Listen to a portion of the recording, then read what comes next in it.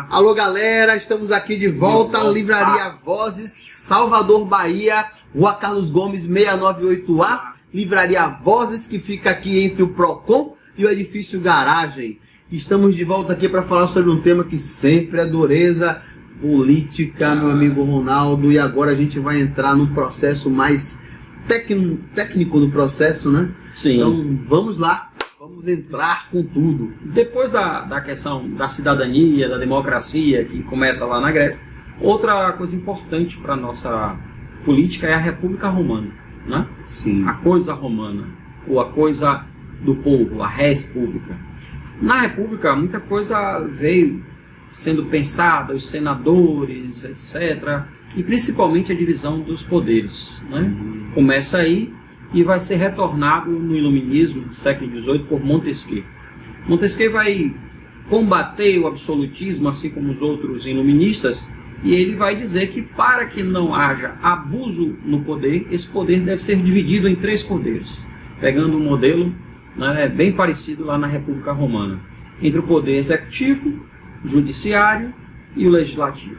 Esses 3 poderes teriam independência e eles deveriam controlar um ao outro para que não houvesse aí nenhum abuso, para que ninguém abusasse das leis, da justiça, da administração pública. E assim Montesquieu idealiza de forma saudável, né, essa concepção de democracia moderna. Bom, aí a pergunta é, mas no Brasil existem os 3 poderes? E o que está acontecendo com esses 3 poderes? Aí vem uma questão interessante. Outro dia eu estava em sala, o menino dizendo assim, mas a democracia no Brasil, ela é falha. Eu perguntei, em que sentido você está falando? Porque não existe mais democracia, menos democracia, boa ou má democracia. Existe democracia. Democracia. E pelo que nos consta, estudando, pesquisando, não existe regime melhor. E como diz o Norberto Bobbio, a doença na democracia só se cura com mais democracia. E não com a ausência dela, como está hoje, querendo aparecer aí. Ou seja, a democracia não presta, bora colocar um ditador. Nossa. Um absolutista, alguém radical, alguém que bata, faça, mate e aconteça. Que lindo. Voltamos à barbárie.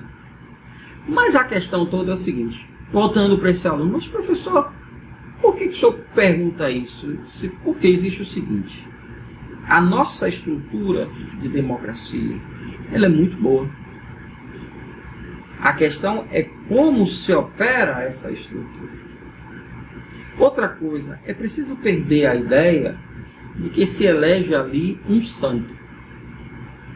Você está colocando alguém em um cargo público.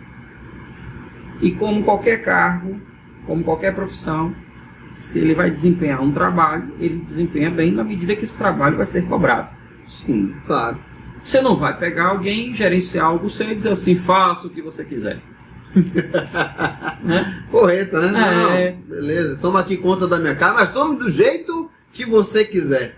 Aí a gente vai apelar para algumas questões da sociologia do Brasil, dizer que o brasileiro é patrimonialista, que como o Roberto da Mata fala muito isso, que a coisa da casa, a diferença da coisa da casa, a coisa da rua. O brasileiro se preocupa nessa coisa da propriedade privada, não se preocupa com a coisa pública, pode levar milhões e bilhões da saúde, da segurança, porque parece que não faz diferença. Ronaldo, eu quero aproveitar essa sua fala para falar de 2 coisas aí que eu acho que as pessoas precisam atentar, já que a gente está falando tudo isso aqui para tentar mostrar um caminho de se pesquisar melhor, de se buscar melhor, como é a política, de que maneira ela é feita, né? São 2 coisas. Quando você fala assim da coisa pública, da coisa privada, me liga um botãozinho aqui que é o seguinte, as pessoas gostam de falar de política pública como se fosse administrar uma empresa. Isso é muito complicado, porque Sim. a empresa não tem determinadas obrigações enquanto sistema privado que o Estado tem. Sim. Falar em desaparelhar o Estado é uma fala até interessante de ser discutida. Não há por que não discutir isso. Vivemos uma democracia. Agora, você dizer, não, pense num cara que administra uma empresa, como é que ele tem que fazer? Gente, você lida com pessoas e o Estado, ele trabalha para que você não precise dele. A finalidade fundamental do Estado é trabalhar, é gerir, administrar a coisa pública de forma que você, cidadão, não precise dele. Ou seja, ele tem que funcionar tão bem que a sua condição social tem que ser tão adequada para que você não diga, ó, Estado, eu preciso de você, pelo amor de Deus. Não é essa a finalidade. Uma outra coisa que eu queria chamar a atenção é o seguinte, tem muita gente que pensa que a questão pública funciona como a privada, tá? Até na hora de se falar de escândalos de corrupção. Sim. Porque a pessoa fala assim, não, pessoal, a corrupção pública... Ó, gente, deixa eu explicar uma coisa assim, que a princípio parece muito genérica, mas ela faz um efeito legal. Depois você vai pensar e pesquisar no que eu estou te falando aqui agora. E o Ronaldo está aqui, é um baita especialista nesse conhecimento. Eu posso dizer assim, vai gerar desdobramentos o que eu vou dizer, mas é importante que eu diga.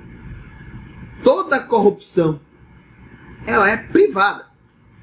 Quem rouba, não rouba da educação para botar na saúde.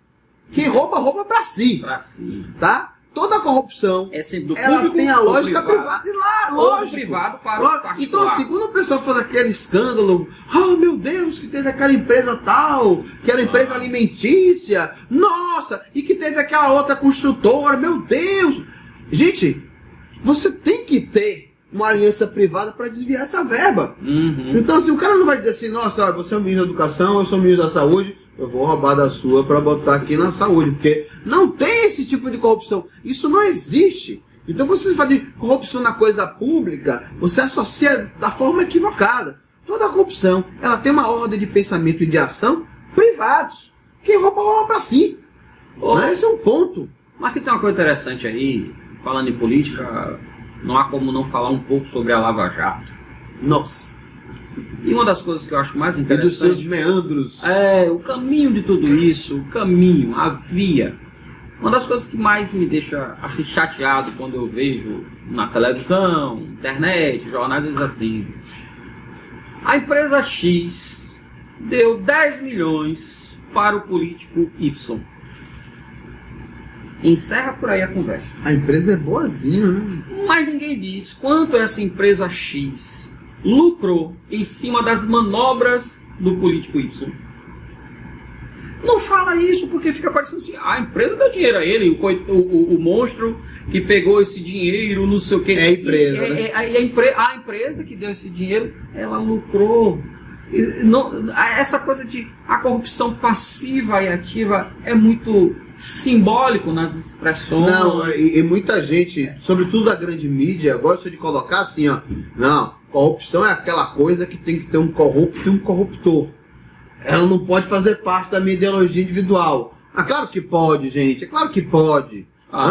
Basta convencer alguém que pode. Ativo e passivo, uma coisa não existe, não Pois tem é, os dois por lados. trás desse dinheiro, desses 10 milhões, 15, 400, 500 mil por semana, esses tipos de dinheiro que a gente vê por aí, há um tráfico de influência que vai gerar centenas de milhares de reais de impostos que as pessoas pagam, que você paga, para que essas pessoas possam usurpar e usufruir.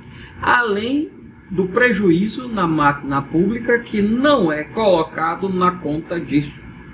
Se essa empresa deu 10 milhões a fulano de tal, se especula que isso aí é 1%, 10% do que ela vai tirar do Estado. Tirar do Estado. Sim, claro. Ela vai tirar da Do meu saúde. bolso, do seu. Isso, da saúde. Aí ninguém liga para a saúde, se eu posso pagar um plano de saúde, a saúde fica aí onde está. Né? Mas da segurança pública. O assalto no ônibus, assalto não sei o que, é do nosso dia a dia, da nossa vida. Então, mas não. A empresa deu 10 milhões, 15 para outra. Essa empresa mãe maravilhosa fez isso porque não explicam o porquê disso. Então a informação fica muito vaga. A obrigação da grande mídia, inclusive. Viu? Sim. A obrigação da grande mídia, isso aí. Duas importantes. A questão da imparcialidade, Sim. que é muito importante, inclusive é a única exigência maior da ética, da comunicação. E a outra grande exigência é, em cima dessa imparcialidade, informar. Informar. Mas o que está acontecendo? A gente vai ter que voltar para a questão do conhecimento. Numa sociedade que se valoriza a informação e que não tem a verdadeira informação e que o conhecimento é desvalorizado, fica o que aí? O espaço da idiotice. Falando em conhecimento, me permita, Ronaldo, dizer uma das coisas que eu acho, como nós somos professores, né?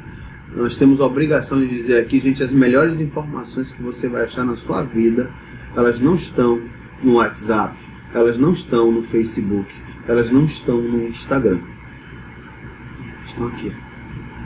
Os livros, tá? São essas peças, esses instrumentos aqui que dão a você a formação necessária e suficiente para que você tenha uma visão mais holística sobre o mundo, sobre as coisas que nele acontecem. Para depois você tirar suas próprias conclusões e seguir seu caminho.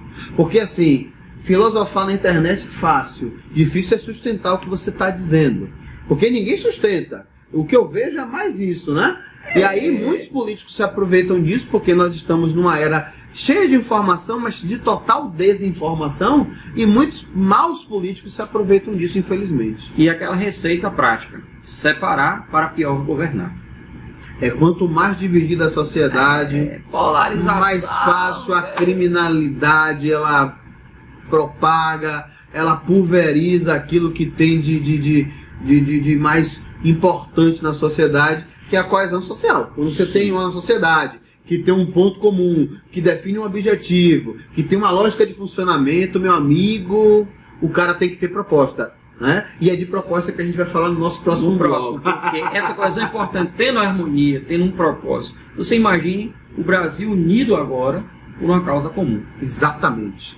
Exatamente. E nossa proposta é essa, tá? É agregar, velho. Agregar, porque a gente só consegue agregando as coisas. Juntos tá certo? somos mais. Né? É isso aí, Ronaldo? Com certeza, meu amigo. Daqui a pouco a gente volta, gente. A gente ainda tá aqui, tá? Esse é o último take de 2017, mas estamos com energia total. Um grande beijo e até mais.